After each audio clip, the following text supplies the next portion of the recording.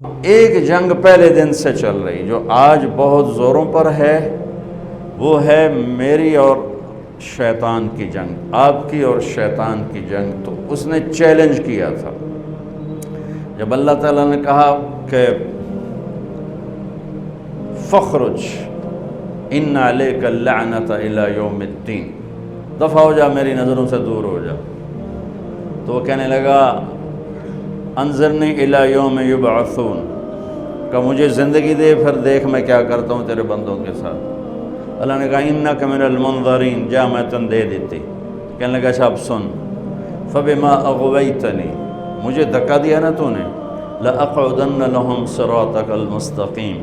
جو راہیں تیری طرف جاتی ہیں وہاں ڈیرے ڈالوں گا، خیمے گاڑوں گا، چلہ نہیں لگاؤں گا، 4 مہینے نہیں، سال نہیں، صرف جمعے کی تقریر نہیں، صبح کا خطبہ نہیں، رات کو درس حدیث نہیں، ہو تو 20 منٹاں تو پتہ ہی نہیں لگتا کتنے گئے۔ کہا میں زندگی بھر کے لیے قلعے گاڑ دوں گا، کھوٹے خیمے گاڑ دوں گا، اور جو راہ تیری طرف جاتا ہے وہاں آ کے میں فوج کٹھی کروں گا۔ ثم لآتینہم من بین ایدیہم، پھر میں ان سے جنگ کروں گا، سامنے سے حملہ کروں گا، ومن خلفہم، پیچھے سے حملہ کروں گا، وعن ایمانہم، دائیں سے حملہ کروں گا، وعن شمائلہم، بائیں سے حملہ کروں گا، ولا تجد اکثرہم شاکرین، پھر ایک لمحے تیرا تا کوئی ہوئے گا، باقی سارے میرے ہی مرید ہوں گے۔ تو اللہ نے کہا ان عبادی لیس لک علیہم سلطان الا من اتبعک من الغاوین، جا دفع ہو کر لے، جو زور لاؤنا ہی لال ہے، میرے بندوں پہ تیرا زور کبھی نہ چلے گا، ہاں جو گمراہ ہوں گے تیرے پیچھے جائیں گے، تو بھی جہنم میں، وہ بھی جہنم میں۔ تو میرے بھائیو، ایک جنگ چھڑی آدم سے لے کر آج تک، روزانہ کی جنگ ہے یہ۔ تلوار کی جنگ تو بہت تھوڑی ہوئی ہے حق و باطل کی بنیاد پر، ویسے مسلمان لڑتے رہے، ایک دوسرے کو ہی مارتے رہے، تاریخ بھری پڑی، لیکن حق و باطل کی ٹکر ہوئی ہو بہت کم ہے 10,000 سال کے لحاظ سے۔ لیکن شیطان اور ایمان، اس کی ٹکر اس دن سے شروع ہے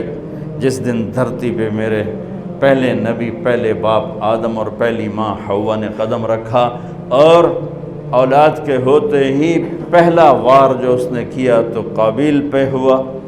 حابیل اس وار کو برداشت کر گیا، نکل گیا، قابیل اس وار کے نیچے آ گیا اور اپنے بھائی کا قاتل بن گیا۔ یہ جنگ ہے، اور اس جنگ نے چلنا ہے قیامت تک۔